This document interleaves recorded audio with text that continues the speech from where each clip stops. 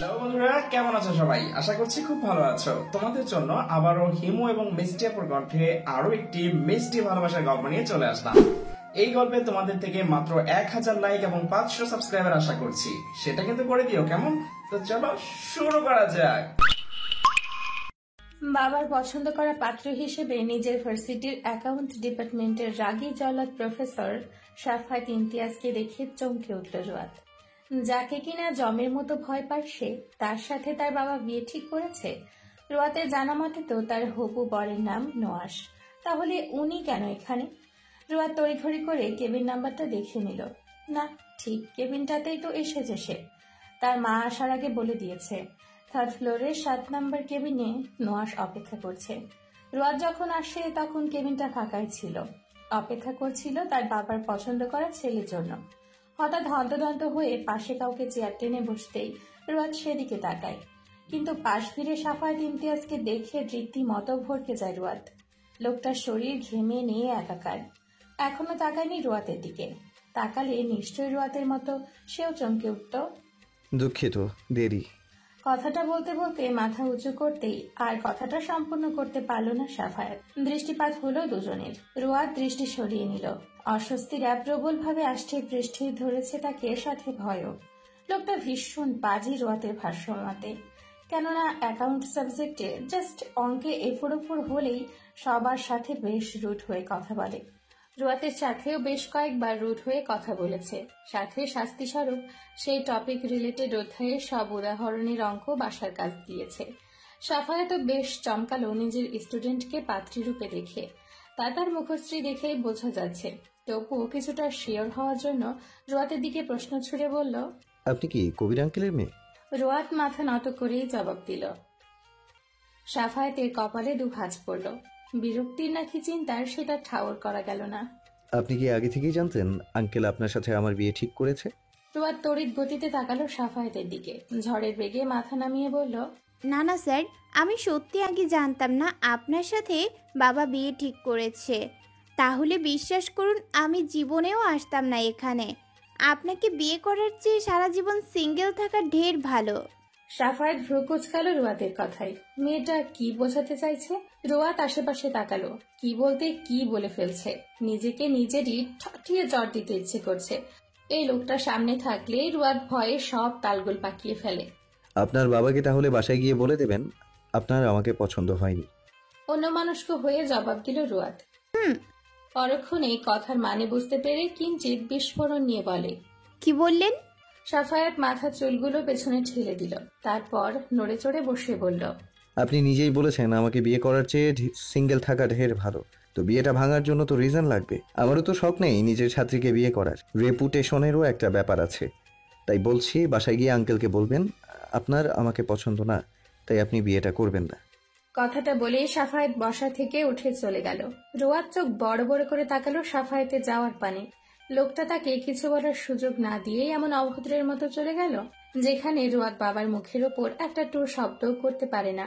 বিয়ে ঠিক করার আগে বলেছে তার বাবার পছন্দের ছেলেকেই সে বিয়ে করবে। সেখানে কিনা রোয়াত বলবে সব। তার ছেলে পছন্দ না, সে এই বিয়ে করবে না। ইচ্ছে করলো লোকটাকে পচা পানিতে ডোবাতে রোয়াতের। এখন বাসায় গিয়ে কি বলবে সে? তার মা তো পই পই করে বলে দিয়েছে নোয়াসের সাথে কোনো রকম উচ্চ বাক্য করবি না। তোর বাবার খুব পছন্দ ছেলেটাকে, আর তোকে তোর বাবার অনুমতি নিয়েই রেস্টুরেন্টে দেখা করছে। তাই লক্ষ্মী মেয়ের মতো দেখা করে চলে আসবি, মনে থাকে যেন। সে তো ভদ্র মেয়ের মতোই ছিল, কিন্তু এই লোক তো মোটেও ভদ্র নয়। তা না হলে এভাবে হুট করে এসে কফি ঠান্ডার অফার না দিয়ে দুম করে চলে যায়। মাথা ভর্তি রাগ নিয়ে রুয়াত ওয়েটারকে ডেকে একটা কোক অর্ডার করে।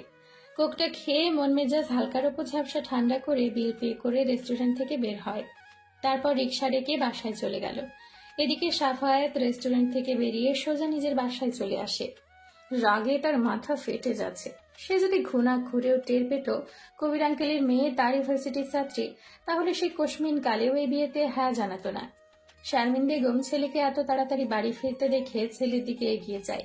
আগ্রহ নিয়ে জিজ্ঞেস করে, মেয়েটাকে পছন্দ হয়েছে তোর, তাই না সাফায়েত? ভীষণ লক্ষ্মী একটা মেয়ে। পছন্দ হয়নি তোর এইটা বললে আমি বিশ্বাসই করব না। সাফায়েত শান্ত চোখে মায়ের দিকে তাকালো। মা, এই বিয়েটা নিয়ে আর এগিয়েও না।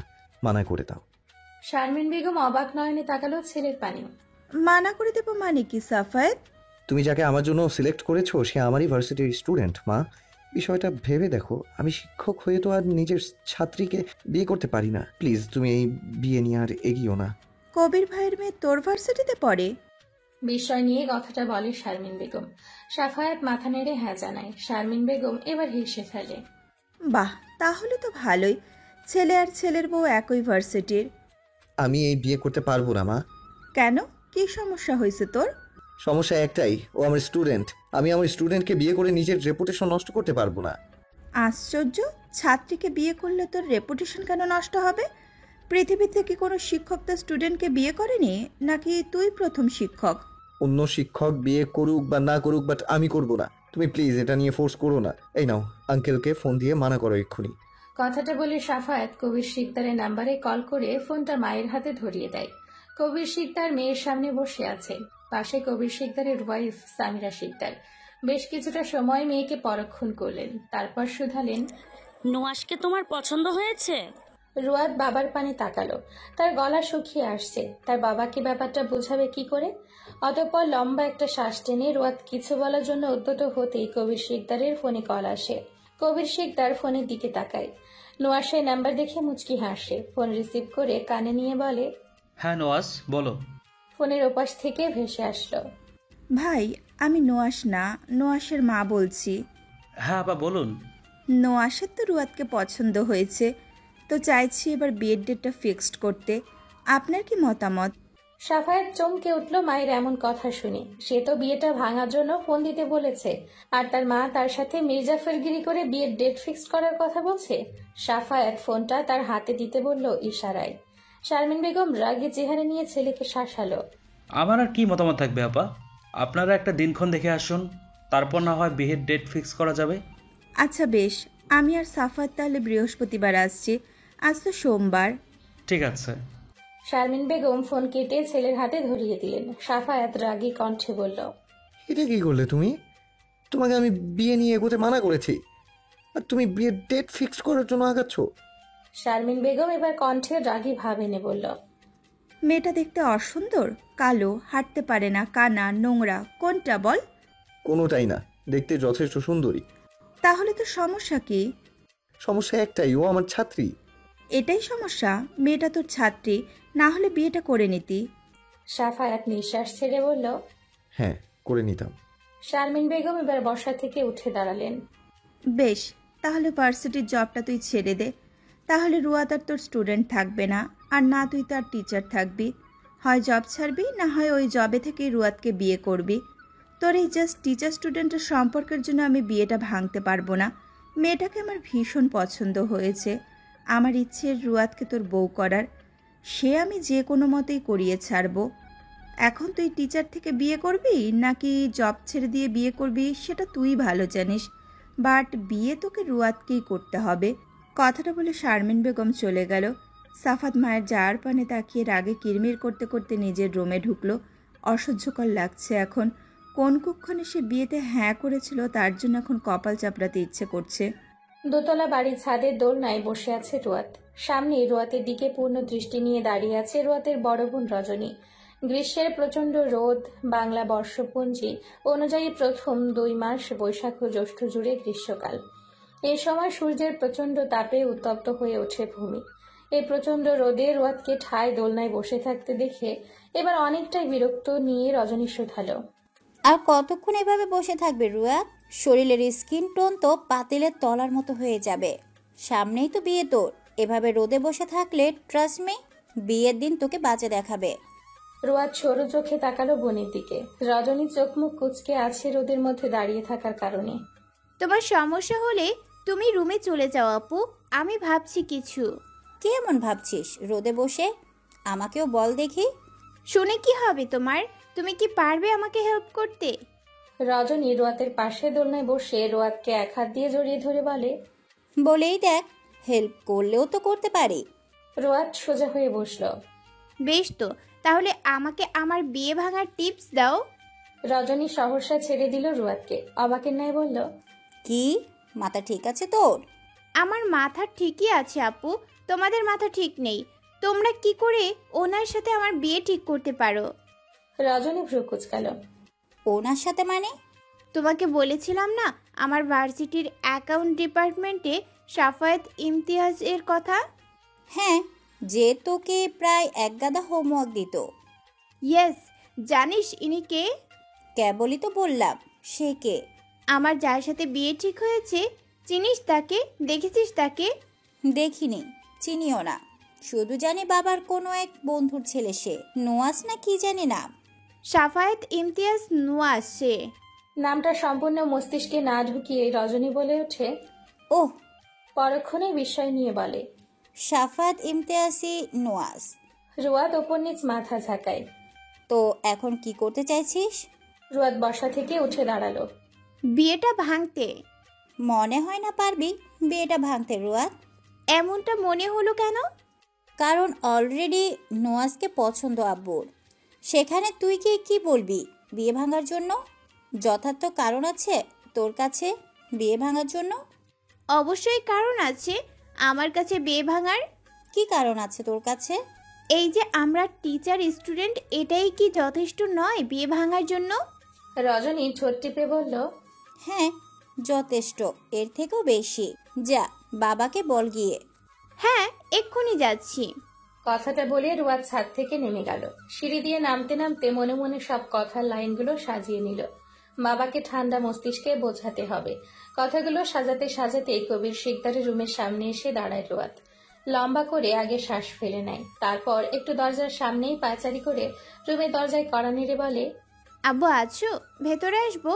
কবির শিকদার রেডি হচ্ছিল রুমে। ছোট মেয়ের কণ্ঠস্বর শুনে বলে, হ্যাঁ আছি, ভেতরে আসো। রুয়াদ রুমের ভেতর ঢুকলো। কবির শিকদারের থেকে কিছুটা দূরে বিছানায় বসে রুয়াদ। কিছু বলবে? মেয়ের দিকে শান্ত চাহনি নিয়ে বলল কবির শিকদার। রুয়াদ ওপর নিচ মাথা ঝাঁকালো। বলো তাহলে কি বলতে চাও? রুয়াদ তার শুকনো ঠোঁট জিব্বা দিয়ে ভিজিয়ে নেয়। তার কণ্ঠনালী কেঁপে উঠছে। আসলে আব্বু, আমি এই বিয়ে। এই নাও তোমার চা। চায়ের কাপ নিয়ে রুমে প্রবেশ করতে করতে কথাটা বলে ওঠে সামিরা শিকদার। মেয়েকে নিজেদের রুমে দেখে সামিরা শিকদার চায়ের কাপ স্বামীর হাতে দিয়ে মেয়ের দিকে তাকিয়ে বলে, তুই এখানে কেন? কোনো দরকার? রুয়াদ আশাহত হলো। তার মা আর একটু পরে চাটা নিয়ে আসলে কি হতো? আমি একটা কথা বলতে চাই মা বাবাকে। কি কথা? আসলে তোমরা আমার বিয়েটা যার সাথে ঠিক করেছো সে হচ্ছে আমার ভার্সিটির শিক্ষক সাফায়েত ইমতিয়াজ নোয়াজ। কবির শিকদার তড়িৎ গতিতে মেয়ের পানে তাকালো। অবাকের সুরে বলল, নোয়াজ তোমার ভার্সিটির শিক্ষক? হ্যাঁ। মুখে হাসি ফুটে উঠল কবির শিকদারের। তোমার ক্লাস নাই নোয়াজ? হ্যাঁ। অ্যাকাউন্ট ডিপার্টমেন্টের? হুম। যাক, তাহলে তো ভালোই, পড়াশোনায় অনেকটা হেল্প হবে তোমার। রুয়াদ ভড়কে গেল বাবার কথা শুনে। সে তো বিয়েটা ভাঙার জন্য বলেছে, আর তার বাবা আরো উৎসাহ দিচ্ছে। আমি তার স্টুডেন্ট বাবা। সেটা তো আরো ভালো, তোমাকে আর অ্যাকাউন্ট আলাদা টিচারের কাছে পড়তে হবে না, নোয়াজই পড়াতে পারবে। কিন্তু বাবা আমি। কবির শিকদার শোয়া থেকে উঠে দাঁড়ালো। বালিশের নিচ থেকে ফোনটা নিয়ে মেয়েকে মাঝপথে থামিয়ে দিয়ে বলে, আমি একটু নিচ থেকে আসছি, ফিরতে রাত হবে। কবির শিকদার চলে গেল। রুয়াদ বাবা যাওয়ার পানে তাকিয়ে রইল। সামিরা শিকদার বিছানায় আয়েশ করে বসে বলে, যাওয়ার সময় কাপটা নিয়ে যাস তো। রুয়াদ তাকালো মায়ের দিকে, কিছুক্ষণ চুপ থেকে বলল, মা। হুম। আমি স্যারকে বিয়েটা করতে চাই না। সামিরা শিকদার ভ্রু কুচকালো। কেন? উনি আমার স্যার। তাতে কি? তাতে কি মানে? আমি স্যারকে বিয়ে করতে চাই না। তাহলে কি রিক্সাওয়ালা খুঁজে বিয়ে দেব? রিক্সাওয়ালাকে টানছো কেন তুমি? বিয়েটা কি ভাঙা যায় না? বিয়ে ভাঙার মতো তো তেমন কিছু দেখছি না আমি। বাট আমি তো রাজি না। কোন মেয়েই বা বিয়ের সময় রাজি থাকে? আমিও রাজি ছিলাম না তোর বাবাকে বিয়ে করার সময়। তাও দেখ 28 বছর পার করে দিলাম, তুইও পার করে দিতে পারবি। তার মানে বিয়েটা আমার তার সাথেই হচ্ছে? হ্যাঁ। রুয়াদ কিছু বলল না, রেগে হন্তদন্ত হয়ে রুম থেকে বেরিয়ে গেল। সামিরা শিকদার পেছন থেকে রুয়াদকে চায়ের কাপটা নিয়ে যেতে বলল, কিন্তু রুয়াদ কানেই নিল না কথাটা। রুয়াদকে রেগে রুমে ঢুকতে দেখে রজনী হাই তুলতে তুলতে বলল, পারলি বিয়ে ভাঙতে? রুয়াদ জবাব দিল না। রজনী রুয়াদের পাশে বসলো। তার বোনটা মিছে রাগ করছে। রজনী রুয়াদকে নিজের দিকে ঘোরালো, গালে আলতো করে হাত রেখে বলল, আব্বু বেশ বিচক্ষণ মানুষ। নোয়াসের মধ্যে ভালো কিছু আছে বলে আব্বু তোর বিয়েটা নোয়াসের সাথে ঠিক করেছে। বাবা মারা ছেলে মেয়েদের অসুখে রাখবে এমন জায়গায় নিশ্চয় বিয়ে দেয় না। আর আপুর বিরুদ্ধে গিয়ে কিছু করলে তার ফলাফল কি হয় তা নিশ্চয়ই আমাকে দেখে বুঝতে পারছিস। আমি চাই না রুয়াদ তুই আব্বুর অমতে কোনো কাজ করিস। ছোট থেকেই মানুষটা বেস্ট জিনিসগুলোই আমাদের দিয়েছে। জীবনসঙ্গী হিসাবে বেস্টটাই তোকে দিচ্ছে। এখন বুঝছিস না, কিন্তু পরে ঠিকই বুঝবি। আর আব্বু কিন্তু তোকে নিয়ে বেশ আশাবাদী, সে অলওয়েজ। সো সে অসন্তুষ্ট হবে এমন কাজ করিস না বোন। রুয়াদ রেগে থাকলেও বোনের কথাগুলো কানে আসতে শান্ত চোখে তাকালো বোনের দিকে। কেমন বুকটা ধুমড়ে মুচড়ে উঠছে রুয়াদের। তার বোনটা কি এখনো অতীতটা ভুলতে পারেনি? এখনো কি মাঝরাতে উঠে কান্না করে? আলাদা রুম হওয়ায় এখন আর বোনের কান্নায় সঙ্গী হতে পারে না রুয়াদ। রজনীর গালে আলতো করে হাত রাখে রুয়াদ। রজনীর চোখ কেমন ছলছল করছে।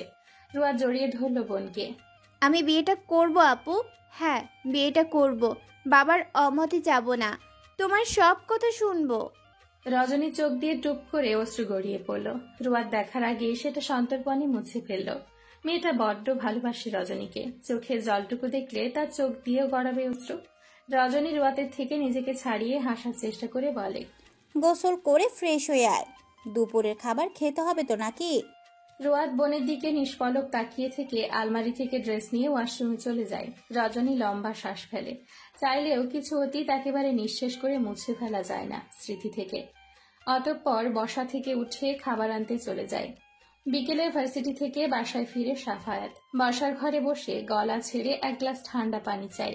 সাফায়াতের ছোট বোন সানজিদা ঠান্ডা পানি এনে ভাইয়ের হাতে ধরিয়ে দেয়।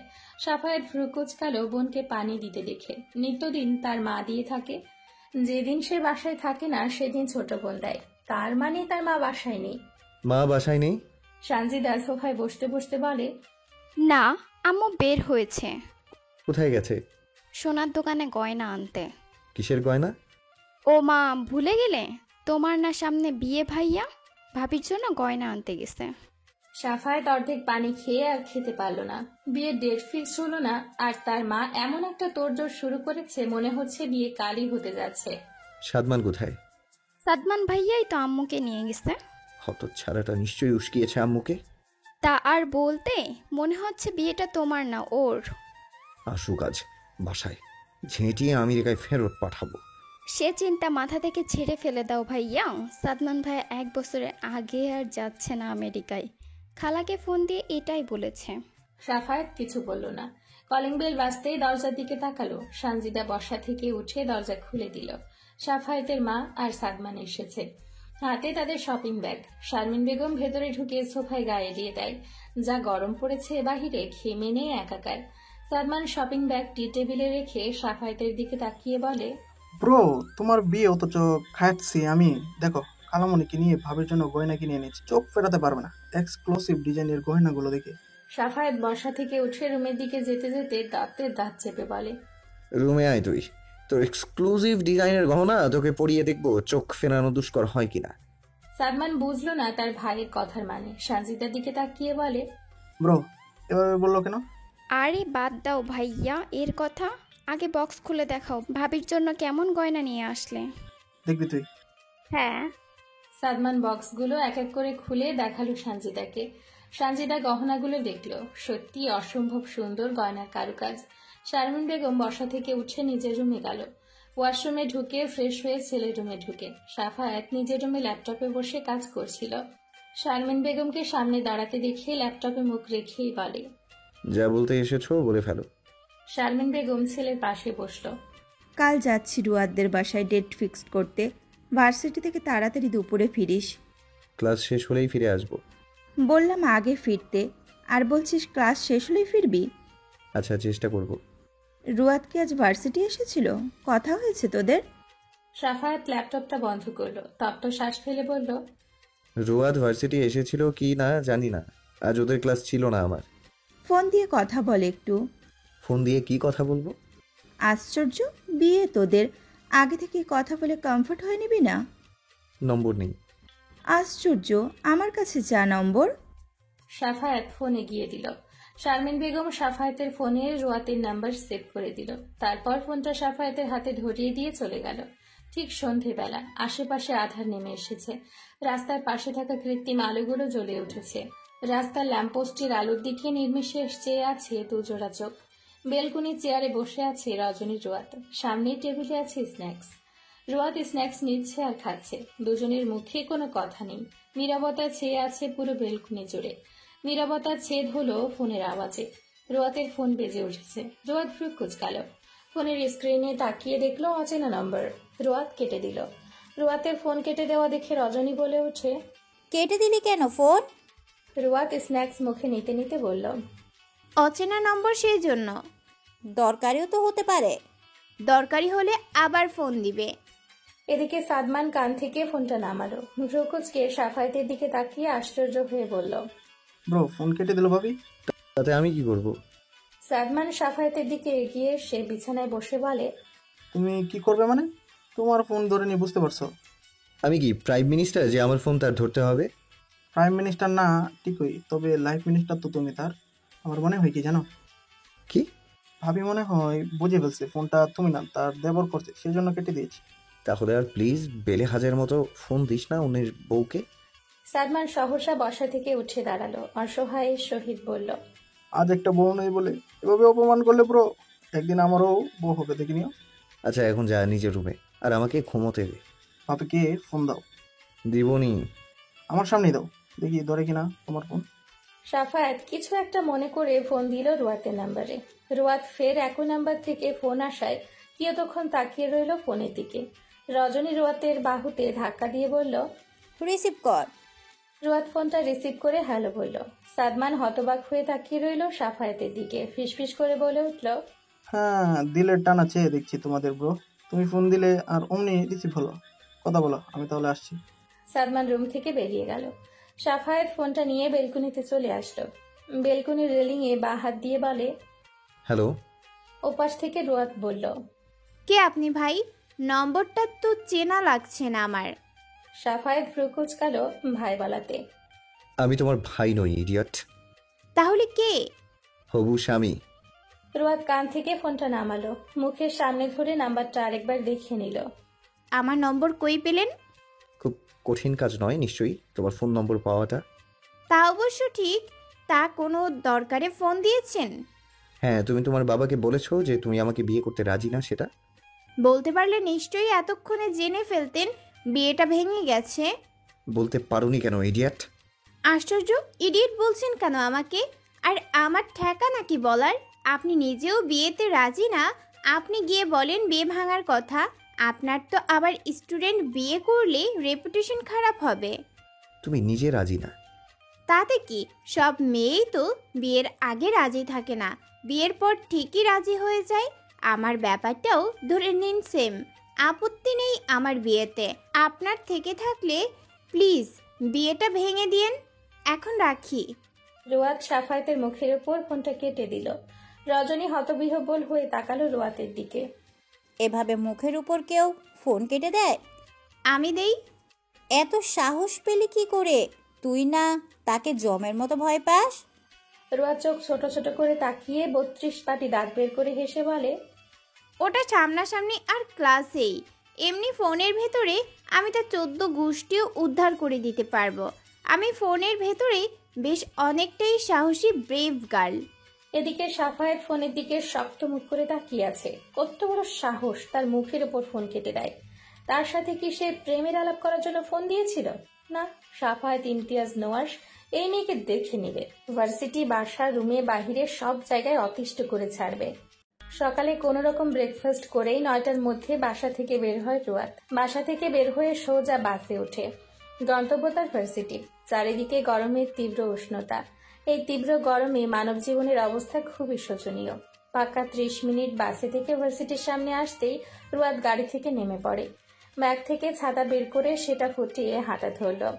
5 মিনিট হেঁটে গেলে সামনের ভার্সিটি। এই 5 মিনিট রাস্তা হেঁটে যেতে রুয়াতের গলা শুকিয়ে আসে। ব্যাগ থেকে ওয়াটার বোতল বের করে গলাটাকে ভিজিয়ে নেয়। বাসা থেকে বের হবার আগে সামিরা শিকদার বলে দিয়েছে মেয়েকে তাড়াতাড়ি বাসায় ফিরতে, কারণ আজ সাফায়াত ও তার মা আসবে বিয়ের ডেট ফিক্সড করতে। রোয়াত বাধ্য মেয়ের মতো বলে দিয়েছে তাড়াতাড়ি ফিরবে। ভার্সিটি এসে রোয়াত নিজের ক্লাসে চলে যায়। আজ 3rd পিরিয়ডে সাফায়েতের ক্লাস আছে রোয়াতের।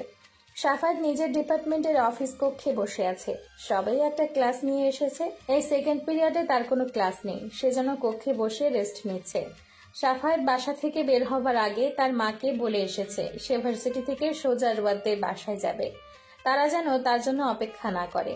3rd ক্লাসের বেল বাজতেই সাফায়েত বসা থেকে উঠে দাঁড়িয়ে 216 নম্বর শ্রেণীর কক্ষের দিকে হাঁটা ধরে। রোয়াত আজ বসেছে একেবারে লাস্ট বেঞ্চে, যাতে সাফায়েতের নজরে না পড়ে সেজন্য। সাফায়েত ক্লাসে ঢুকে সর্বপ্রথম রোয়াতকে খুঁজতে থাকে।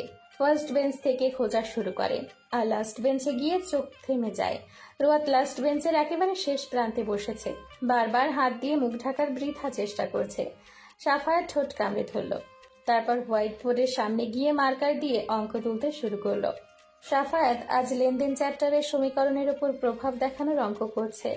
অঙ্কটার জন্য ছক বোর্ডে এঁকে পেছনে ফিরে সামনের টেবিলের ওপর বইয়ের দিকে তাকিয়ে বলে, পণ্য ক্রয়ের জন্য ফরমাইশ পাওয়া গেল। এটা কি এই ছকে আসবে? মিস রুয়াত, আপনি বলুন। রোয়াত হকচকিয়ে গেল, আশেপাশে তাকিয়ে সাফায়েতের দিকে তাকালো। সাফায়েত রোয়াতকে এখনো দাঁড়াতে না দেখে গম্ভীর কণ্ঠে বলল, মিস রুয়াত, এদিক ওদিকে না তাকিয়ে দাঁড়িয়ে বলুন। রোয়াত দাঁড়ালো, কলমের মাথা দিয়ে বেঞ্চে দাগাতে দাগাতে বলল, এটা তো স্যার কোনো লেনদেনই না, তাহলে এখানে আসবে কেন? লেনদেন না কেন? কারণ স্যার, আমরা লেনদেন তাকেই বলতে পারি যখন সেটাকে টাকায় পরিমাপ করা যায়। এখানে ফরমাইশ পেয়েছে কিন্তু টাকা পাওয়া যায়নি, সেজন্য এটা লেনদেন নয়। Sit down. রোয়াত হাত ছেড়ে বসল। সাফায়েত বোর্ডে অঙ্ক করালো। অর্ধেক করিয়ে আবার পেছন ফিরে স্টুডেন্টদের উদ্দেশ্যে বলে, এতটুকু সবাই বুঝেছেন? সবাই মাথা ঝাঁকালো। সাফায়েত বাকি অর্ধেকটা খাতায় করতে বলল সবাইকে। রোয়াত ব্যাগ থেকে খাতা বের করে পুরো অঙ্কটা করে নিল। সাফায়েত মাঝখান দিয়ে এপাশ ওপাশ করে হেঁটে হেঁটে দেখছে। রোয়াত দাঁড়িয়ে খাতাটা বাড়িয়ে দিয়ে বলে, স্যার অঙ্কটা? সাফায়েত রোয়াতের খাতায় থাকা অঙ্কটায় চোখ বোলালো। ঠিকই আছে, তবে হাতে নিয়ে দেখলো না, হেঁটে নিজের জায়গায় চলে গেল। রোয়াত হতভম্ব হয়ে দাঁড়িয়ে সাফায়েতের দিকে তাকিয়ে রইল। আরো কয়েকজন স্টুডেন্ট সাফায়েতকে অঙ্কটা দেখানোর জন্য খাতা বাড়িয়ে দিল। সাফায়েত 3 থেকে 4 জনের খাতা দেখলো, তারপর পেছন ফিরে হোয়াইট বোর্ডে ডাস্টার দিয়ে পরিষ্কার করতে নিবে এমন সময় ছাত্রলীগের কয়েকটা ছেড়ে দরজার সামনে দাঁড়িয়ে বলে, আসতে পারি স্যার?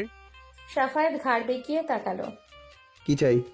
ছাত্রলীগের মধ্যে থাকা নিহাল নামের ছেলেটার শার্টের কলার পেছনে ঠেলে বলে, স্যার মিছিলে নামতে হবে, তাই ছেলেগুলোকে চাই, আপনি ছেলেগুলোকে ছেড়ে দিন।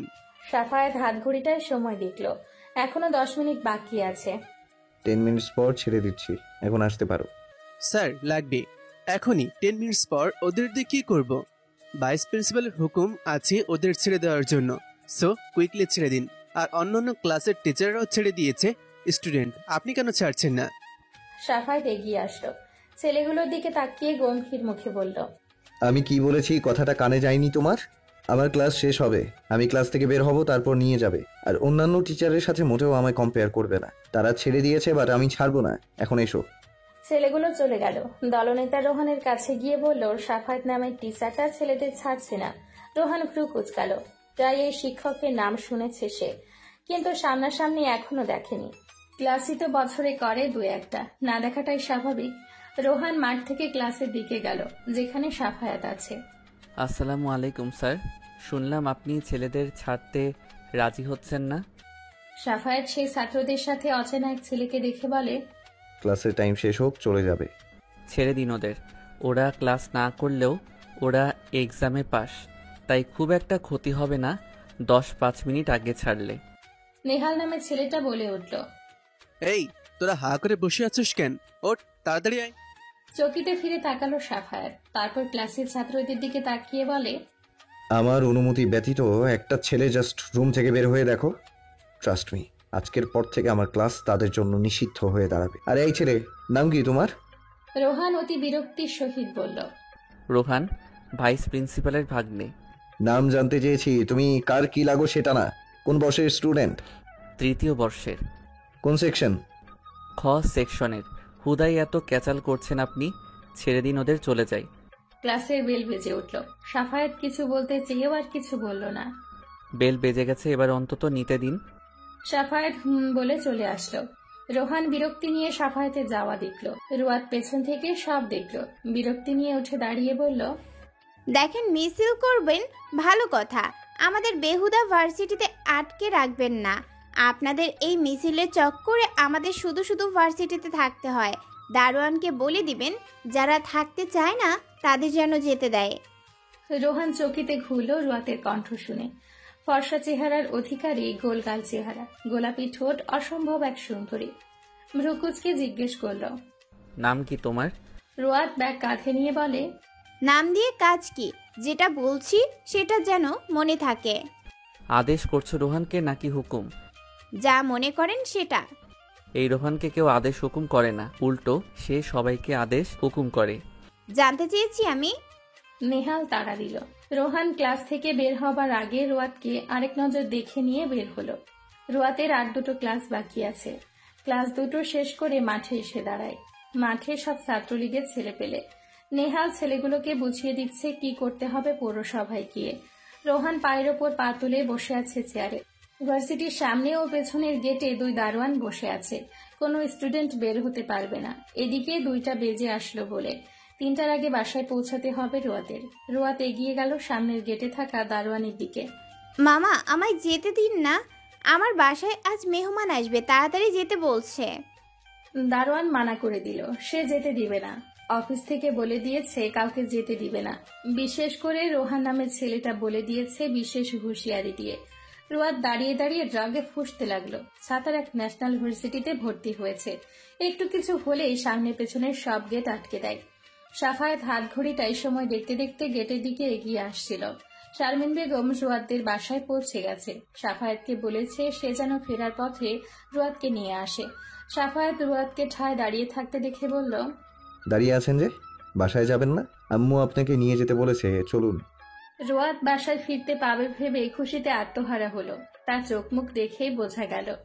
হ্যাঁ, চলুন। সাফায়েত গেটের কাছে যেতে দারোয়ান গেট খুলে দিল। রুয়াত বের হবে এমন সময় গেট আটকে দিল। এই মামা, গেট আটকান কেন? আমি যাব, খুলুন। সাফায়েত পেছন ফিরল। গেটে কড়া নাড়ল। দারোয়ান গেট খুলল। ওনাকে আসতে দিন। দারোয়ান মেকি হেসে বলল, স্টুডেন্টদের যাইতে দিতে মানা করছে স্যার। ওনারা আমি কেমনে যাইতে দেই? ওনার দেহাদেহি তো সকলেই যাইতে চাইবো। শুধু শুধু কেন ওদের আটকে রাখেন এভাবে? ওনাকে আসতে দিন। ওনার বাসায় আজ অনুষ্ঠান আছে। আপনাদের এই মিছিল টিছিলের জন্য নিশ্চয়ই সে তার বাসার প্রোগ্রাম মিস দেবে না। দারোয়ান রুয়াতকে যেতে দিল। রুয়াত গেট থেকে বের হয়ে প্রাণ খুলে নিঃশ্বাস নেয়। ধন্যবাদ স্যার। সাফায়েত রিক্সা ডাক দিল। রিক্সা আসতেই রুয়াতকে ইশারা করলো উঠে বসতে। রুয়াত উঠে বসলো। সাফায়েত নিজেও এবার রুয়াতের পাশে বসলো। রুয়াত চেপে গেল সাইডে। সাফায়েত দৃষ্টি আঁকাবাঁকা উঁচু নিচু রাস্তায় দিয়ে রেখে বলল, উঁচু নিচু রাস্তা, বেশি সরে বসলে পড়ে যাওয়ার সম্ভাবনা আছে। রুয়াত হেসে বলে, না না, পড়বো না। কথাটা শেষ করতে না করতে রিক্সা ঝাঁকুনিতে সামনের দিকে ঝুঁকে পড়ে যেতে নিলে সাফায়েত ধরে ফেলে। রুয়াত লজ্জা পেল। এখনই তো পড়ে যেতে। রুয়াত জড়সড় হয়ে বসলো। লোকটা এক সময় তুমি আবার আরেক সময় আপনি করে বলে। মাথার স্ক্রু ঢিলে নাকি? এদিকে রোহানের কানে খবর পৌঁছে গেছে রুয়াত নামের মেয়েটা চলে গেছে বাসায়। রুয়াতের ক্লাসের ছেলেগুলোর থেকে রুয়াতের নামটা জেনেছে রোহান। যখন শুনল ওই সাফায়েত নামের টিচার রুয়াতকে নিয়ে গেছে, তখন রাগে কিরমির করে উঠল। কিসের মিছিল? ইচ্ছে করলো মিছিলে আগুন ধরিয়ে দিতে। রুয়াতকে কেন ওই টিচার নিয়ে যাবে? 2-4টা বকা দিল রোহান সাফায়েতকে মনে মনে। রুয়াত আর সাফায়েত দুজনে একসাথে শিকদার বাড়িতে আসে। ড্রয়িং রুমে বসেছিল শামিমা বেগম আর সানজিদা। সাফায়েত গিয়ে বসলো মায়ের পাশে। সাদমান আসেনি? শারমিন বেগম জবাব দিল, না, কই যেন গেছে উড়নচণ্ডী বাদরটা। রজনী রুমে বসে অপেক্ষা করছিল রুয়াতের জন্য। রুয়াতকে রুমে আসতে দেখে হাতে থাকা সালোয়ার কামিজটা রুয়াতের হাতে ধরিয়ে দিয়ে বলে একেবারে গোসল সেরে জামাটা পরতে। রুয়াত বিছানায় গায়ে দিয়ে দিল। শরীর তার ভীষণ ক্লান্ত। রজনী রুয়াতকে টেনে উঠালো, ঠেলে ওয়াশরুমে ঢুকালো। মিনিট 20 পর রুয়াত বের হয়। রজনী রুয়াতের চুলগুলো হেয়ার ড্রায়ার দিয়ে শুকিয়ে মুখে হালকা পাউডার লাগিয়ে দেয়। তারপর মায়ের ফোনে ফোন দিয়ে বলে রুয়াতকে নিয়ে যেতে। রুয়াত বোনের দিকে তাকিয়ে বলে, তুমি যাবে না আমার সাথে? না। আশ্চর্য, যাবে না কেন? কেন যাব না?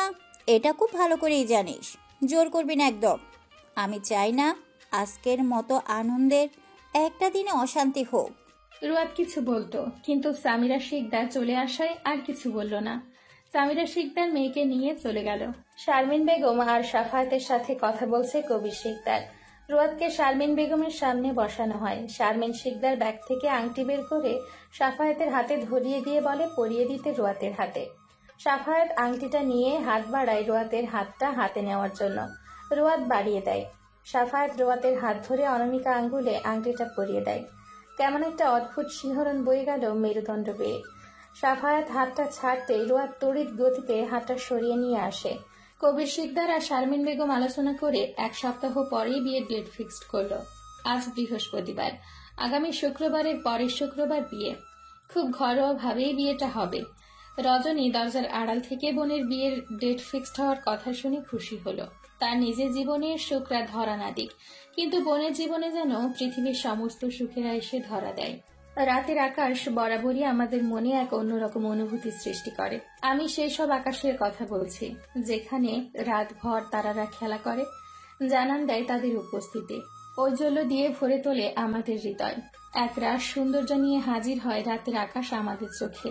আমরা মুগ্ধ দৃষ্টিতে তাকিয়ে থাকি, বোঝার চেষ্টা করি সৌন্দর্যের গঠনটা। অতঃপর উদাস মনে ঘুরে বেড়াই তারা থেকে তারাতে। ছাদের ঠিক এক প্রান্তে উদাস ভঙ্গিতে আকাশের পানে তাকিয়ে আছে রজনী। জীবনের সাথে ঘটে যাওয়া না মিলা অঙ্কগুলো পুনরায় মিলাতে যাচ্ছে, কিন্তু না, এই অঙ্কগুলো মিলতে অক্ষম। দীর্ঘশ্বাস ফেলে চোখ বন্ধ করতেই টুপ করে চোখের কার্নিশ বেয়ে গড়িয়ে পড়ল দুফোঁটা অশ্রু। রাত এখন 1:45 বাজে। সবাই ঘুমে বিভোর, অথচ রজনীর চোখে ঘুম নেই। 2 বছর হতে চলল। সে কবে শান্তির ঘুম দিয়েছিল মনে পড়ছে না। রজনী সন্তর্পণে চোখের অশ্রুটুকু মুছে নিল। এবার রুমে ফেরা উচিত। ঘুমের মেডিসিন খেয়ে ঘুমানোর প্রস্তুতি নিতে হবে তো। ঘরে যাওয়ার জন্য পেছন ফিরতেই রজনী দেখে রুয়াদ ঠিক তার সামনেই নির্বিশেষ চেয়ে আছে তার দিকে। রজনী চমকালো না, মৃদু হেসে বলল, কখন এসেছিস? বুঝতে পারিনি। রুয়াদ কয়েক কদম এগিয়ে আসলো রজনীর দিকে, শাসনের সুরে বলল, তোমাকে আমি কি বলছিলাম আপা? বলেছিলাম না রাতে ছাদে আসতে না? এখন বাজে কয়টা জানো? রুয়াতের শাসন দেখে রজনীর হাসি পেল, কিন্তু ভেতরে দমে রাখলো হাসিটা। 1টার মতো বাজে মনে হয়। ঘুম আসছিল না, সেই জন্য একটু তারাদের সাথে গল্প করতে এসেছি। ঘুম কেন আসবে না? আবার মনে করছো ওইসব, তাই না? রজনী হাসলো, কিন্তু এই হাসির রেখায় আনন্দ নেই, আছে একরাশ চাপা তিক্ততা। রজনী রুয়াতের পাশ কাটিয়ে ছাদ থেকে নেমে যেতে যেতে বলে, রুমে গিয়ে ঘুমা, আমাকে নিয়ে অযথা চিন্তা করিস না। রজনী চলে গেল। রুয়াত ততক্ষণ তাকিয়ে রইল রজনীর পানে, যতক্ষণ রজনীকে দেখা যায়। সাফায়াতরা সন্ধে নামার পরপরই চলে গিয়েছে শিকদার বাড়ি থেকে। রুয়াত রাতের খাবার খেয়ে ঘুমিয়েছিল না। রুমের দরজা খোলা রেখে লাইট বন্ধ করে বিছানায় আটশোয়া হয়েছিল। যেহেতু ছাদে যেতে হলে রুয়াতের রুম ক্রস করেই যেতে হয়, রজনী ছাদে যাওয়ার সময় রুয়াত দেখতে পেয়েছিল তার বোন ছাদে যাচ্ছে। সেজন্য শোয়া থেকে উঠে সেও ছুটে আসে বোনের পেছনে ছাদে। রুয়াত দীর্ঘশ্বাস ফেলল, আকাশে থাকা তারাগুলোর দিকে তাকিয়ে বলল, পৃথিবী তুমি এতটা নিষ্ঠুর কি করে হলে? আমার আপার ক্ষেত্রে সব ভালো মনের মানুষদেরই কেন তুমি আকাশ সম কষ্ট দাও? আমার আপার কষ্ট যে আমার সহ্য হয় না। যদি ক্ষমতা থাকতো আমার, ট্রাস্ট মি, আপার জীবনের সব দুঃখ, সব তিক্ততা, গ্লানি চিরতরে মুছে ফেলে পৃথিবীর সমগ্র সুখ আনন্দ একটা জার্পিং পেপারে মুড়ে নিয়ে আপার সামনে মেলে ধরতাম। আপার ধারি কাছে কোনো দুঃখকে আসতে দিতাম না। পৃথিবী তুমি বড্ড বোকা, মানুষ চিনতে পারো না। অসৎ খারাপ লোকগুলোকে কি সুখীতে রাখো, আর সৎ ভালো মানুষদের অসুখে। তোমারও তো বিচার হওয়া উচিত ভুল মানুষকে সুখ দেওয়ার জন্য। রুয়াত পৃথিবীর ওপর এক রাশ বাজে অনুভূতি নিয়ে ছাদ থেকে নেমে গেল। সাফায়াত আর সাদমান দাঁড়িয়ে আছে বেলকনিতে। সাফায়াতের দৃষ্টি রাস্তায় জ্বলতে থাকা ল্যাম্পপোস্টের আলোতে। সাদমানের হাতে কফির মগ। সাদমান গরম ধোয়া ওঠা কফিতে চুমুক দিয়ে বলে, ব্রো, সামনে বিয়ে তোমার, আবার কবে তোমার সাথে এভাবে রাত জেগে রাতের আকাশের মুগ্ধতা দেখবো জানা নেই। সাফায়াত ঘাড় বেঁকিয়ে তাকালো সাদমানের দিকে। এমন ভাবে ছেলেটা বলছে মনে হয় সে সারাদিন বউ নিয়ে পড়ে থাকবে। হঠাৎ এই কথা বলছিস কেন? কোন কথা? এই যে রাত জাগতে পারবি না। কি কইতে বললাম? ভেবে দেখো, তোমার বিয়ে হয়ে গেলে কি আর তুমি বউ রেখে আমার সাথে রাত জাগবে? তখন তাড়াতাড়ি দরজা আটকে ঘুমিয়ে পড়বে, ডেকেও পাওয়া যাবে না তোমায়। সাফায়াত কান টেনে ধরল সাদমানের। হতচ্ছাড়া, তুই সব জানতা নাকি? আমি পুরুষ, সেজন্য জানি। তার মানে তুই এটা করবি? বিয়ে করে বউকে রেখে ঘর থেকেও তো মনে হয় বের হবি না, ডেকে টেনেও বের করা যাবে না। সাদমান হাই তুলতে তুলতে বলে, হতে পারে, কারণ আমি বউ পাগলা পুরুষ হব, বউয়ের আঁচল ধরে থাকবো। তা আছে নাকি কেউ? সাদমান একরাশ আফসোসের সহিত বলে, তোমার এই হ্যান্ডসাম বাইটা এখনো সিঙ্গেল বলে বিশ্বাস করবে? না করার কি আছে? তুই কি হ্যান্ডসাম নাকি? সাদমান চুলগুলো পেছনে ঠেলে দিয়ে শার্টের কলার ঠিক করে অবাক হয়ে বলে, আমাকে তোমার হ্যান্ডসাম মনে হয় না? কই না তো। তোমার চোখে সমস্যা আছে ভাই, ডক্টর দেখাও। অকালে ছাত্রছাত্রীদের পরে চোখের মাথা খেয়ে ফেলছো। সত্যি সিঙ্গেল তুই? হ্যাঁ ভাই। প্রেম করার মতো কি মেয়ে তোর কপালে জোটে নি? জুটবে না কেন? আমাকে দেখে মেয়েরা ফিদা হয়ে যায়। তার নমুনা দেখলাম, সেই জন্যই তো সিঙ্গেল। ব্যাপারটা সেটা না। তাহলে কি? আসলে মনের মতো মেয়ে পাইনি তোমার বাড়িটা এখনো। কেমন মেয়ে চাই তোর? সাদমান আকাশের দিকে তাকালো। ইয়া বড় থালার মতো চাঁদের দিকে তাকিয়ে বলল, মেয়েটা হবে শান্তশিষ্ট, নম্রভদ্র, মুখশ্রী জুড়ে থাকবে মায়া। তাকে প্রথম দেখায় কিছু একটা ফিল হবে মন গহীন থেকে। সে আশেপাশে থাকলে অদ্ভুত এক অনুভূতি হবে, ভালো লাগা কাজ করবে। আর তার সাথে প্রথম দেখায় আকাশ পাতাল এক করে বৃষ্টি নামুক। সাফায়াত সাদমানের মাথায় টোকা মারল।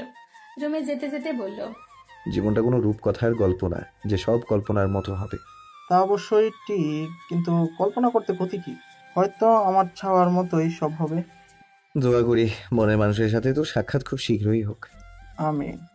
সাফায়াত হেসে উঠল। সাদমান আজ আর নিজের রুমে গেল না, সাফায়াতের সাথেই ঘুমিয়ে পড়ল।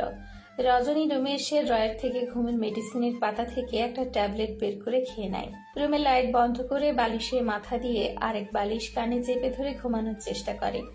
মিনিট কয়েক চেষ্টা করার পর ঘুমিয়ে এসে হানা দেয় চোখে। রজনী তলিয়ে যায় ঘুমে। পুরো গগনে সূর্য এরই মধ্যে কোমলতা স্নিগ্ধতা ঝেড়ে কর্কশ উষ্ণ হতে শুরু করেছে। নরমের আবহ শেষ করে গরমের ফুৎকার ছাড়ছে। সকাল 9টা বাজে। রোদের তীব্রতা দেখে মনে হচ্ছে এ যেন এক দুপুর। ডাইনিং টেবিলে বসে খাবার খাচ্ছে কবির শিকদার, সোফায় বসে আছে রুয়াত। রজনীর রুমে। কবির শিকদার বাসায় থাকাকালীন খুব প্রয়োজন না হলে রুম থেকে বের হয় না রজনী। এতে কবির শিকদারের তেমন কিছু যায় আসে বলে মনে হয় না। হলে নিশ্চয়ই বড় মেয়েকে রেখে এভাবে খাবার খেতে পারতেন না। খাবার খাওয়ার আগে রুয়াতকে যেভাবে ডাক দেয় সেভাবে নিশ্চয়ই রজনীকেও ডাক দিত। এটা নিয়ে ভীষণ মন খারাপ রুয়াতের। রুয়াত বোনকে ছাড়া খায় না। কবির শিকদার খাওয়ার জন্য ডাকলে রুয়াত এটা ওটা বলে খাওয়ার বিষয়টাকে ঘুরিয়ে ফেলে।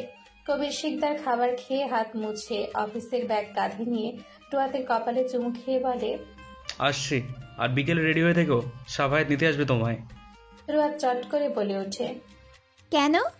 পরক্ষণে জিহ্বায় কামড় দিয়ে বলে, আচ্ছা। কবির শিকদার এদিক ওদিক কিছুক্ষণ তাকিয়ে চলে যায় নিজের কাজে। রুয়াত প্রতিদিন ইউনিভার্সিটি যায় না, সপ্তাহে 3 দিন যায়, একদিন পর পর। রুয়াত বসা থেকে উঠে বোনের রুমে চলে যায়। রজনী তখন বিছানায় পা তুলে বসে আছে। রুয়াত রুমে ঢুকতে রজনী বলে ওঠে, আব্বু চলে গেছে। রুয়াত উপনিজ মাথা নাড়ায়। চলো এখন খেতে, খিদে পেয়েছে নিশ্চয়ই এতক্ষণে। রজনী বসা থেকে উঠে রুয়াতের সাথে চলে গেল খেতে। সামিরা শিকদার 2 মেয়েকে খাবার বেড়ে দিয়ে নিজেও তাদের সাথে খেয়ে নিল। বিকেল তখন বাজে আনুমানিক 4:15। আকাশের অবস্থা তেমন একটা সুবিধের না, কেমন মেঘলা মেঘলা করছে। রুয়াত ম্যাজেন্টা কালারের কুর্তি পরে বিছানায় বসে আছে। সামনেই দাঁড়িয়ে আছে রজনী আর সামিরা শিকদার। রুয়াত রজনীকে ছাড়া যাবে না। এদিকে রজনী রুয়াতকে বারবার বুঝাচ্ছে সে যাবে না, বাবার কানে গেলে নিশ্চয়ই ঝামেলা হবে।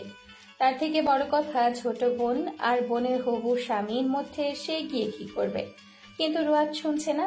তার বোন কতটা দিন হলো বাড়ির বাহিরে যায় না, আর যখন সুযোগ পেয়েছে সে নিয়ে যাবে তার বোনকে। সামিরা শিকদার রজনীর দিকে তাকিয়ে বলল, রুয়াতের সাথে যা, তোর বাবার কানে যাবে না। অনেকদিন হলো বাইরে যাস না, আজ ঘুরে আয়। রজনী বিরোধিতা করল, না মা, আমি যাব না। ওদের মধ্যে আমি গিয়ে কি করব? এর চেয়ে রুমেই থাকি। দেখছিস তো, তুই না গেলেও যাবে না, সাফায়াত চলে এলো বলে। রজনী রোয়াতের দিকে তাকালো। রোয়াত হাত জোড় করে বলল, প্লিজ আপা রাজি হয়ে যা। অবশেষে রজনী রাজি হলো। রোয়াত খুশিতে জড়িয়ে ধরলো বোনকে। তারপর আলমারি থেকে মিষ্টি কালারের সালোয়ার কামিজ এনে বলে চটপট রেডি হতে। রজনী সালোয়ার কামিজ নিয়ে ওয়াশরুমে গিয়ে পাল্টে আসে। তারপর চুলগুলোকে হাত খোপা করে বলে, চল। রোয়াত তাকালো বোনের দিকে। মুখে কোনো প্রসাধনী নেই, চোখে কোনো কাজল নেই, ঠোঁটে কোনো লিপস্টিক নেই, মুখ জুড়ে শুভ্রতারা ছেয়ে আছে। রোয়াত চুমু খেলো বোনের গালে। আমার আপাই বেস্ট। রজনী রোয়াতের মাথায় চুমু খেলো। চল এবার। রোয়াত মাথা নাড়িয়ে রজনীর হাত ধরে বেরিয়ে নিচে আসলো। তারপর সাফায়েতের নাম্বারে কল লাগালো। সাফায়েত সবে ইউনিভার্সিটি থেকে বের হয়েছে। রোয়াতের ফোন কল পেয়ে ফোনটা রিসিভ করে বলে, ভার্সিটি কেবল শেষ হলো, ওয়েট করুন, আমি আসছি। কেটে দিল সাফায়েত ফোন। পার্কিং থেকে গাড়িটা নিয়ে রোয়াতের বাসার দিকে চলে গেল। রোয়াত আর রজনী বাড়ির সামনে দাঁড়িয়ে আছে। সাফায়েত চলে আসলো মিনিট 20 মধ্যে। গাড়ি জানালা দিয়ে দেখলো রোয়াতের পাশে রোয়াতের মা ব্যতীত আরেকটা মেয়ে দাঁড়িয়ে আছে। সাফায়েত গাড়ি থেকে বের হয়ে সালাম দিল সামিরা শিকদারকে। সামিরা শিকদার বলল, সাবধানে যাবে। সাফায়েত মেয়ে দুটোকে নিয়ে আবার সাবধানে দিয়ে যাবে। সাফায়েত বুঝলো এটা তাহলে তার সে বড় মেয়ে, যার সম্বন্ধে কিছু কথা সে শুনেছে। চিন্তা করবেন না আন্টি, যেভাবে নিয়ে যাচ্ছি সেভাবেই গিয়ে যাব। সামিরা শিকদার মুচকি হেসে দু মেয়েকে ইশারা করলো গাড়িতে গিয়ে বসতে। রোয়াত রজনীর হাত ধরে পেছনের সিটে বসলো। রজনী রোয়াতকে বলল সামনে গিয়ে বসতে, কিন্তু রোয়াত শুনলই না। সাফায়েত ভ্রু কুচকালো রোয়াতকে পেছনে বসতে দেখে। বলতেও পারছে না সামনে এসে বসতে। সামনে কেউ না বসতে তাকে ড্রাইভার মনে হবে। সাফায়েত গাড়িতে উঠে গাড়ি স্টার্ট দিতেই ফোন বেজে ওঠে। সাদমান কল করেছে। সাফায়েত ব্লুটুথ কানেক্ট করে কানে দিল। কই তুমি ব্রো? গাড়িতে। গাড়িতে কি করো? তোর মাথা করছি গাধা, কিসের জন্য ফোন দিয়েছিস বল। আজ না ভাবিকে নিয়ে বেরোনোর কথা তোমার? হ্যাঁ। তো যাচ্ছ না কেন? কে বললো আমি যাচ্ছি না? মানে তোর ভাবিকে নিয়েই বেরিয়েছি। ও শিট, আমাকে না নিয়ে চলে গেলে? লোকেশন সেন্ড করো, আই এম কামিং। রমনায় চলে আয়, বাই। সাফায়েত ফোন কেটে দিল। লুকিং গ্লাসে তাকাতেই দেখলো রোয়াত বোনের কাঁধে মাথা দিয়ে চোখ বন্ধ করে আছে, আর রজনী দৃষ্টি বাহিরে থাকা প্রকৃতির দিকে। রমনা পার্কের ঠিক মাঝখানটায় দাঁড়িয়ে আছে সাফায়েত, রোয়াত, রজনী। রোয়াত বোনের হাত ধরে চারিপাশ দেখছে। আশেপাশে প্রচুর মানুষের আনাগোনা। আকাশটা আগের তুলনায় আর ঘুটঘুটে আধারে ডুবে গেছে। চারিপাশে ঝোড়ো হাওয়া বইছে। রজনী মুগ্ধ হয়ে চারিপাশ দেখে চলছে। রোয়াতের এবার বিরক্ত লাগলো। সেই কখন থেকে দাঁড়িয়ে আছে তারা এখানে। আর কতক্ষণ দাঁড়িয়ে থাকবো আমরা? সাফায়েত ফোনের দিকে দৃষ্টি রেখেই বলে, আর দাঁড়িয়ে থাকতে হবে না, হাঁটা ধরুন। কোথায় হাঁটা ধরবো? সামনে। রোয়াত বোনকে নিয়ে হাঁটা ধরলো। হেঁটে ব্রিজটার উপর এসে দাঁড়ালো। সাফায়েতও দাঁড়িয়ে গেল। ইশারায় বুঝালো এখানে দাঁড়ালেন কেন। রোয়াত হ্যান্ডব্যাগ থেকে ফোনটা বের করে বলে, কয়েকটা ছবি তুলবো। এই আপা দাঁড়িয়ে পোজ নে। রজনী হকচকিয়ে গেল। এত মানুষের সামনে সে ছবি তুলবে? না না, আমি ছবি তুলবো না, তুই দাঁড়া, আমি তুলে দিচ্ছি ছবি।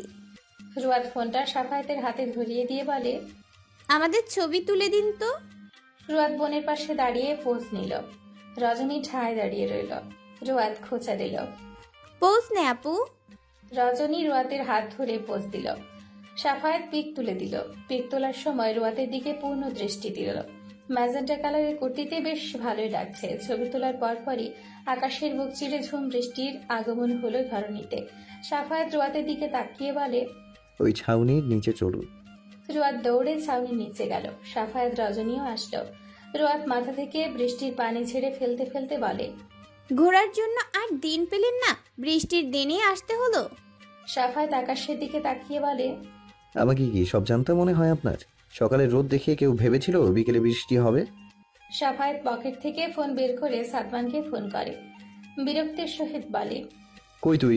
তোর জন্য অপেক্ষা করতে করতে শহীদ হয়ে যাচ্ছি।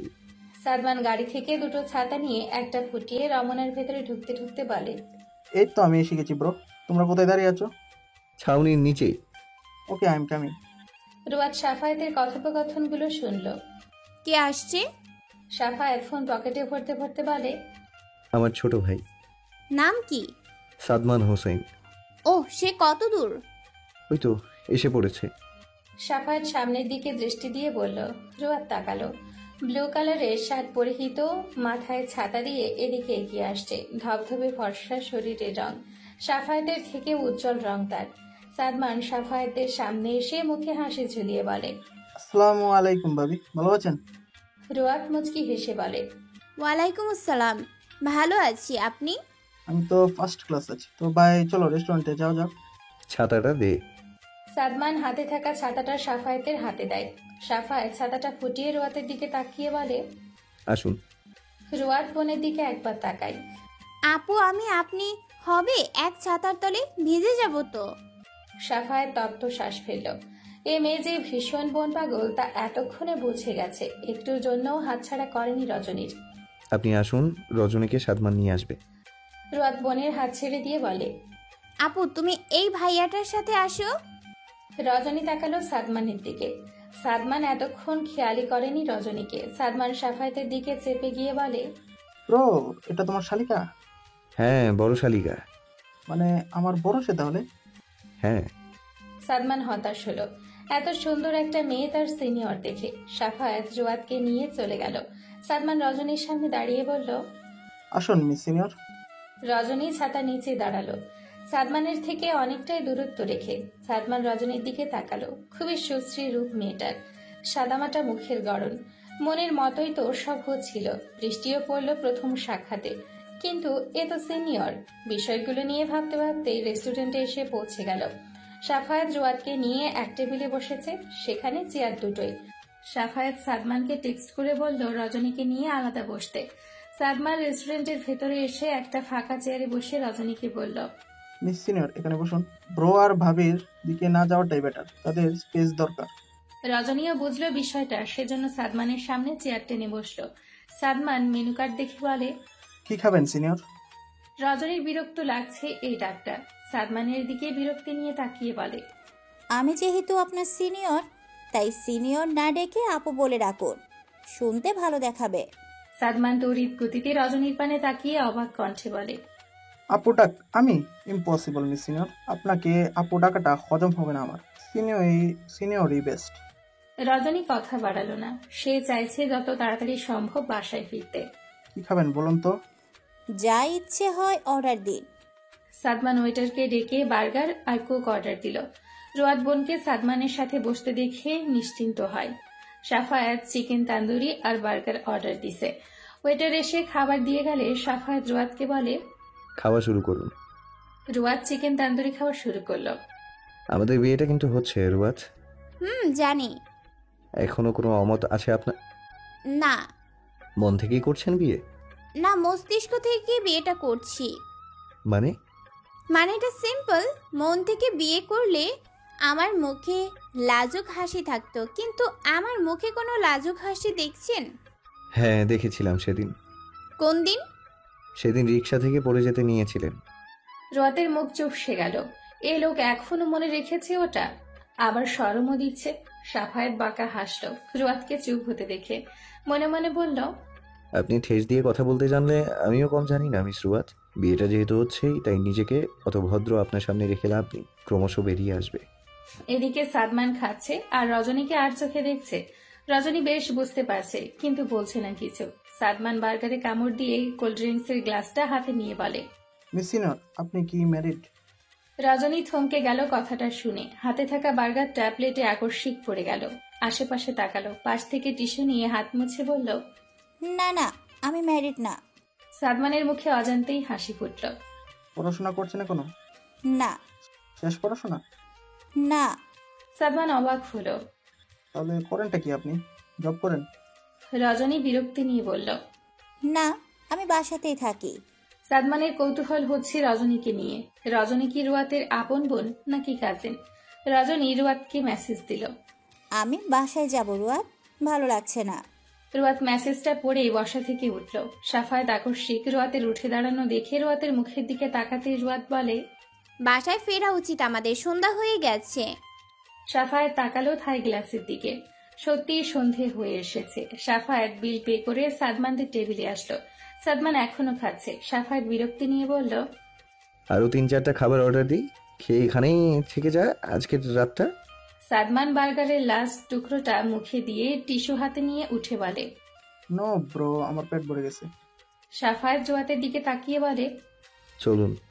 রোয়াত বোনের হাত ধরে হেঁটে বের হয় রেস্টুরেন্ট থেকে। রজনী রোয়াতের কানে ফিসফিস করে বলে, আমি কি বাচ্চা যে হাত ধরে ধরে হাঁটিস? রোয়াত হাসলো, কিছু বলল না। গাড়িতে উঠে মনে মনে বলল, আমার কাছে তুমি বাচ্চাই আপু, তোমাকে যে কোনো সাথে সাথে রাখছি তা তুমি বেশ বুঝতে পারছো। সাদমান তার গাড়ি করে বাসায় চলে যায় আর সাফায়াত রোয়াতের বাসায় পৌঁছে দিয়ে আসে। পরের দিন সকালে রোয়াত ভার্সিটি আসে। ভার্সিটির গেট দিয়ে ভেতরে ঢুকতে না ঢুকতেই রোহান এসে সামনে দাঁড়ায়। রোয়াতের কপালে দু ভাঁজ পড়ল, চুলগুলো উস্কো খুস্কো, শুষ্ক ঠোঁট, কেমন একটা অগোছালো ভাব রোহানের মধ্যে। তার জানা মতে এই ছেলেটা বেশ পরিপাটি স্টাইলিশ সেজে আসে ভার্সিটিতে। রোয়াত পাশ কাটিয়ে চলে যেতে নিলে রোহান পথ আগলে দাঁড়ালো। রোয়াত রাগান্বিত হয়ে বলল, আশ্চর্য, সমস্যা কি আপনার? সরে দাঁড়ান সামনে থেকে। রোহান সরল না, আগের ন্যায় দাঁড়িয়ে থাকলো। মেয়েটাকে ফাইনালি দেখতে পেল। তৃষ্ণার্থ চোখ দুটো শীতল হলো। কাল ভার্সিটি আসনি কেন? আমার বিয়ে, হবু জামাই নিয়ে ঘুরতে গেছিলাম। রোহান হাসল। রোয়াত সত্যিটাই বলল, কিন্তু রোহান ফান হিসেবে ধরে নিল। নেক্সট টাইম থেকে ভার্সিটি মিস দিবা না, প্রতিদিন আসবে। আপনার কথা মতো চলতে হবে নাকি আমার? সব না, কিছুটা। সরুন সামনে থেকে। রোহান সরে দাঁড়ালো। নাও সরে দাঁড়ালাম। ক্লাসে যাও, আর কোনো ছেলে ফ্রেন্ডের সাথে মিশবে না। তো আপনি কি মেয়ে? Shut up. আমি মেয়ে হতে যাব কেন? আমি ছেলেই। তো আপনি কেন কথা বলছেন আমার সাথে? আমার বিষয় আলাদা। তা শোনো কি বলছি। তোমার ফেসবুক অ্যাকাউন্টে রিকোয়েস্ট পাঠিয়েছি, অ্যাকসেপ্ট করনি কেন?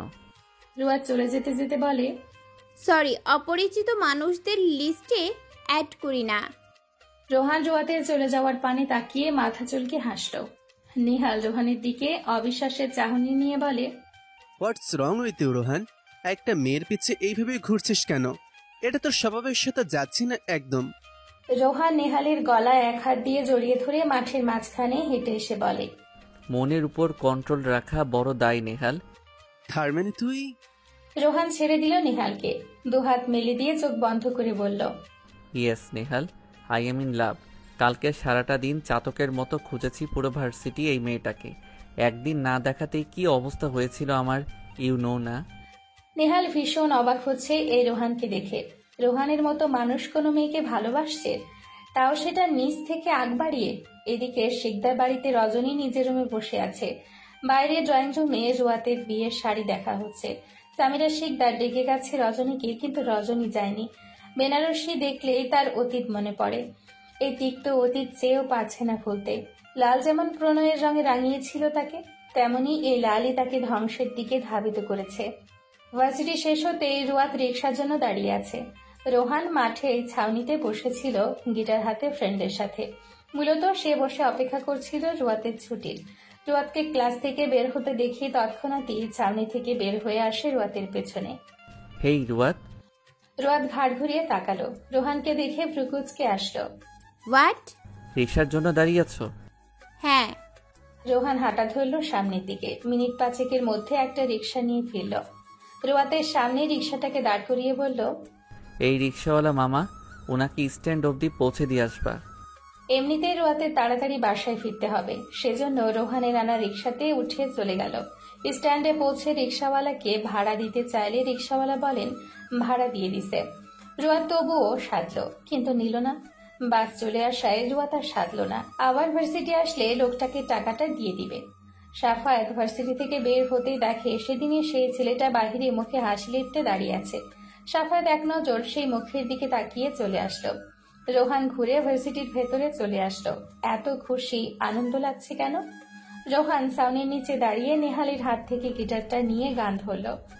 তুমি না ডাকলে আসবো না, কাছে না এসে ভালোবাসবো না। দূরত্ব কি ভালোবাসা বাড়ায় নাকি চলে যাওয়ার বাহানা বানায়? দূরের আকাশ নীল থেকে লাল, গল্পটা পুরনো। ডুবে ডুবে ভালোবাসি, তুমি না বাসলেও আমি বাসি। নেহাল সহ সব ফ্রেন্ড মুগ্ধ হয়ে শুনল রোহানের গান। রোহান গিটারে সুর তুলছে আর মুখে লেগে আছে সেই মাতাল করা হাসি। চোখের সামনে ভাসছে রোয়াতের মুখখানা। কিভাবে কি হয়ে গেল চোখের নিমিষেই। রোয়াতের বাসায় আসতে আসতে 3:30 বেজে যায়। বসার ঘরে মা বোনকে বসে থাকতে দেখে কাঁধের ব্যাগটা সোফায় রেখে বসে পড়ে। সামিরা শিকদার মেয়েকে দেখে বলেন, রুমে যা, গিয়ে দেখ কোন শাড়িটা পছন্দ হয়। রুয়াত অবাক হয়ে বলে, কিসের শাড়ি মা? কিসের আবার বিয়ের? যা দেখে আয়। রুয়াত রুমে আসলো। বিছানায় 4টা শাড়ি, বেনারসি 2টো লাল আর কমলা, আর একটা হলুদের শাড়ি। বেনারসি 2টো দেখে 2টো হাতে নিয়ে নিচে আসে। সামিরা শিকদারের সামনে দাঁড়িয়ে বলে, বেনারসি 2টো কেন মা? সামিরা শিকদার বড় মেয়ের দিকে তাকালো। রজনী অন্যদিকে তাকিয়ে আছে। সামিরা শিকদার ছোট মেয়েকে টেনে সাইডে নিয়ে যায়। যে কোনো একটা পছন্দ কর, সেখানে 2টো থাকুক আর 3টে। রুয়াত লাল বেনারসিটা পছন্দ করলো। ওটা হাতে নিয়ে ফের রুমে আসলো। সামিরা শিকদার কমলা রঙের বেনারসিটা নিয়ে নিজের রুমে রেখে আসলেন। আর 2 দিন বাদে ছোট মেয়ের বিয়ে। ঘরোয়াভাবেই বিয়েটা, আত্মীয় স্বজন বলতে 2-1 আসবে। বাড়িঘর তেমন সাজানো হয়নি বিশেষ কারণে, খুবই সিম্পল ভাবে বিয়ে, যেমন কাবিন করার সময় হয় তেমন ভাবেই। কবির শিকদার 3 দিনের ছুটি নিবেন অফিস থেকে, সেজন্য আজ বেশি করে কাজ করে রাখছেন অফিসে। রুয়াত বেলকনিতে বসে আছে, কানে তার হেডফোন, ফোনে বাজছে গান। 2 দিন পর বিয়ে, অথচ হবু স্বামীর সাথে তেমন একটা কথাবার্তা হয় না। বিয়ের পর স্বাভাবিক সম্পর্কে যেতে কত সময় লাগবে কে জানে। কথাটা ভাবতেই ফোনে ফোন কল আসে। রুয়াত ভাবে সাফায়েতের ফোন কল, তাই কিছুটা হাসি আসে মুখে, কিন্তু পরক্ষণে আননোন নাম্বার দেখে ভ্রু কুঁচকে আসে। ফোন ধরল না রুয়াত, কেটে গেল ফোন। রুয়াত রেলিং এর উপর 2 হাত দিয়ে মাথা ঠেকিয়ে দেয়। আবারও ফোন বেজে ওঠে। রুয়াত এবার রিসিভ করে। হ্যালো রুয়াত। রুয়াত ভ্রু কুঁচকায়। কে? ফোনের ওপাশ থেকে রোহান বলে, আমি রোহান। রুয়াত বসা থেকে উঠে দাঁড়ায়। আমার ফোন নম্বর কোথায় পাইছেন? কালেক্ট করছি অফিস থেকে। ফোন কেন দিয়েছেন? এমনি মনে হলো ঘুমানোর আগে এখন তোমার কণ্ঠস্বরটা একটু শোনা উচিত। রুয়াত ফোন কেটে দিল। যার কণ্ঠস্বর শোনার জন্য ফোনের অপেক্ষায় আছে সে ফোন দেয় না, আরেকজন তার কণ্ঠস্বর শোনার জন্য ফোন দিচ্ছে। রোহান কেটে দেওয়া ফোনের দিকে তাকিয়ে রইল। ইস, মেয়েটা কি বুঝতে পারছে রোহান নামক ছেলেটা মারাত্মকভাবে ভালোবেসে ফেলেছে তাকে। নিজের রুমে বসে আছে সাফায়েত, সামনেই বসে আছে সাদমান। সাদমান সাফায়েতের বিয়ের সাদা পাঞ্জাবিটা মেলে ধরেছে। ব্রো, পাঞ্জাবিটা অনেক সিম্পল, বিয়েতে কেউ সিম্পল পরে? সাফায়েত তাকালো সাদমানের দিকে। আমি পড়ি। রসকসহীন কাঠকোট্টা মানুষ তুমি, সবার থেকে ভিন্ন রসেরই তো হবে। জানিসই তো, তাহলে বলছিস কেন? এবার তো নিজেকে বদলাও, বিয়ে করছো তুমি, রোমান্টিক হতে শিখো। সাফায়েত ভ্রুকুচকে বলল, তুই শেখাবি আমায়? তোর থেকে শিখতে হবে। রোমান্স কি আমি তোর সাথে করব? আরে কি যে বলো না ব্রো, আমি কেন শিখাবো? আর আমি কি গিয়ে নাকি? তাহলে রোমান্টিক হতে তুই কেন বলছিস? বলবে আমার বউ তোর ভাবি। আমার ভুল হয়ে গেছে, তোমাকে বলা, আমাকে ক্ষমা করে দাও প্লিজ। 2 হাত জোর করে বলল সাদমান। সাফায়েত ল্যাপটপটা কোল থেকে নামিয়ে হাত ঘড়িতে সময় দেখে বলে, আমার রুম থেকে এখন যা, আর আমার বিয়ের পরপরই আমেরিকা ব্যাক করবি। সাদমান বসা থেকে উঠে বলে, নো ওয়ে ব্রো, আমি বিয়ে না করে আমেরিকা ব্যাক করছি না, সোজা বউ নিয়ে চলে যাব। তোর মতো বেকার ছেলের কাছে কোন মেয়ের বাবা তার মেয়েকে দিবে শুনি? মেয়ে যদি একান্ত না দেয় কোনো মেয়ের বাবা তোমার শালিকাকে নিয়ে আসবো। সাফায়েত সাদমানকে রুম থেকে ঠেলে বের করতে করতে বলে, আমি জেনে শুনে আমার শালিকার জীবন নষ্ট করব না তোর মতো বেকারের হাতে তুলে দিয়ে। সাদমান দরজায় 1 হাত দিয়ে বলে, অপমান করলে ব্রো আমায়। হ্যাঁ করলাম। সময় আমারও আসবে। আমি চাই তোর সময় আসুক অতি শীঘ্র আমেরিকা যাওয়ার। সাদমান মুখ বেঁকিয়ে চলে গেল। সাফায়েত দরজা আটকে লাইট নিভিয়ে শুয়ে পড়ল বিছানায়। পরের দিন শেষ বিকেলের দিকে ঝুম বৃষ্টির আবির্ভাব হলো। আত্মীয়রা বলতে রুয়াতের ফুপি এসেছে তার ছেলেকে নিয়ে। ছেলের বয়স 10 বছর। আর কোনো আত্মীয় আসেনি। কাল গায়ে হলুদ রুয়াতের। আজ এমন বৃষ্টিতে ভীষণ বিরক্ত শিকদার বাড়ির মানুষ। রুয়াত আর রজনী জানালার সামনে দাঁড়িয়ে বৃষ্টি দেখছে। রুয়াতের ডান হাত বাড়িয়ে দিয়েছে বৃষ্টির পানিগুলোকে ছুঁয়ে দেওয়ার জন্য। রজনী নির্বিশেষ তাকিয়ে আছে বৃষ্টির দিকে। এমনই এক ঝুম বৃষ্টির দিনেই তো সেই প্রিয় মানুষটার সাথে দেখা হয়েছিল রজনীর। আচ্ছা, অপ্রিয় ঘৃণিতর তালিকায় থাকা মানুষটা কেমন আছে, যার জন্য রজনীকে ছেড়ে দিয়েছিল? তাকে কি পেয়েছে সে? একটা বারও সে রজনীর দিকটা ভেবে দেখল না। সে বুঝল না রজনীর মনের ব্যথা। আজও সে গুমড়ে মরে, সত্যিটা মেনে নিতেই পারে না। এই অপূর্ণতার জীবনকে সে ঘৃণা করতে শুরু করেছে। কি এমন ক্ষতি হতো স্রষ্টার তাকে পূর্ণতার চাদরে মুড়িয়ে দিলে? ভালোই তো বেশি ছিল নাফিলকে। পরিবারের বিরুদ্ধে গিয়ে ওই মানুষটার হাত ধরেছিল, আর সে কি করলো? মাঝ রাস্তায় এসে হাতটা ছেড়ে দিল। বুকটা কি একটুর জন্য কাঁপেনি সেদিন নাফিলের? পুরুষ মানুষের ভালোবাসা বুঝি এমনই হয়? তার করা সেদিনের একটা ভুলের জন্য যে রজনী আজও সাফার করছে মারাত্মকভাবে, সেটা কি নাফিল জানে? এই সাফারের শেষটা কোথায় কে জানে? সুস্থ স্বাভাবিক একটা মানুষকে নাফিল অসুস্থ বানিয়ে ছাড়ল। রোয়া জানালায় হুট করেই নিচের দিকে তাকাতেই থমকে যায়। রোহান দাঁড়িয়ে আছে ঠিক তার বাসার নিচে, দৃষ্টি রোয়াতের রুমে জানালার দিকে। রোয়া তড়িঘড়ি করে জানালা বন্ধ করে দিল। রজনীর হাত টেনে বিছানায় বসল। রোয়াতের অস্বাভাবিক কর্মকাণ্ড দেখে রজনী কপালের সূক্ষ্ম দুভাঁজ পড়ল। কি হয়েছে তোর? মনে হলো কাউকে নিচে দেখে চোরের মতো টেনে নিয়ে আসলি। রোয়াত হাসার চেষ্টা করে বলে, না না, তেমন কিছু না, বৃষ্টি আর ভালো লাগছে না সেজন্য। ওহ আচ্ছা। রোহানের উপর জাস্ট বিরক্ত হচ্ছে রোয়াত। রোহান রোয়াতের বাসার নিচে ছাতা মাথায় করে দাঁড়িয়ে আছে। রোয়াতকে আজ ভার্সিটিতে দেখতে না পেয়ে রোয়াতের ক্লাস ফ্রেন্ডের থেকে রোয়াতের বাসার অ্যাড্রেস নিয়ে এক নজর দেখার জন্য চলে আসে। রোয়াতকে জানালার বাহিরে হাত বের করে বৃষ্টির পানি ছুটে দেখে মুগ্ধ হয়ে তাকিয়েছিল রোয়াতের দিকে। কি এমন আছে এই মেয়ের মধ্যে যে তাকে এত টানে? ভার্সিটির মাঠে কৃষ্ণচূড়া গাছের নিচে চেয়ারে বসে আছে নেহাল, রোহান আর কিছু ছেলে পেলে। নেহাল ফোন স্ক্রল করছে আর রোহান কৃষ্ণচূড়া গাছে থাকা লাল টকটকে ফুলের দিকে তাকিয়ে আছে। নেহালের ফোন বেজে উঠল। ফোনের ওপর নীতি নামটা দেখিয়ে মৃদু হেসে উঠল নেহাল। রিসিভ করে কানে নিল। ওপাশ থেকে নীতি বলল, হ্যালো ভাইয়া, আমি ট্রেনে উঠে গেছি, তুমি ঠিক টাইমে কিন্তু স্টেশনে থেকো। নেহাল উত্তর দিল, চিন্তা করিস না, ট্রেন থামার আগেই আমি স্টেশনে এসে দাঁড়িয়ে থাকবো, নিশ্চিন্তে আয়। নেহাল ফোন কেটে দিল। রোহানের দিকে তাকিয়ে বলল, আমি আসছি রোহান, পরে দেখা হবে। রোহান ভ্রু কুচকাল। কই যাস তুই? নীতিকে আনতে। নীতি নামটা শুনেই বিরক্তিতে চোখ মুখ কুচকে আসলো রোহানের। মেয়েটা আবার আসছে এই শহরে, জ্বালিয়ে ছাড়বে যে রোহানকে। চট্টগ্রামের সবাই কি তাহলে যাবি না আজ রাতে, নাকি একাই চলে যাব আমি? না না, যাবো তো তোর সঙ্গে, একদম রেডি হয়ে আসবো তোর বাড়ির সামনে। 3 দিনেরই তো ব্যাপার। আসুন একটা কথা। বল। তোর বোন কয়দিন থাকবে এই শহরে? একবারে চলে এসেছে। রোহান বসা থেকে উঠে দাঁড়ালো। খবরদার, ভুলেও পার্মানেন্ট নীতিকে এই শহরে রাখবি না, আমাকে বিরক্ত করে শেষ করে দেবে। ওর প্যারা আমি আর নিতে চাই না, প্লিজ বোঝ আমার বিষয়টা। নেহাল মুচকি হাসলো। মাসখানেক থাকবে, তারপর আবার হোস্টেলে চলে যাবে। মাসখানেক সহ্য করে নে ইয়ার।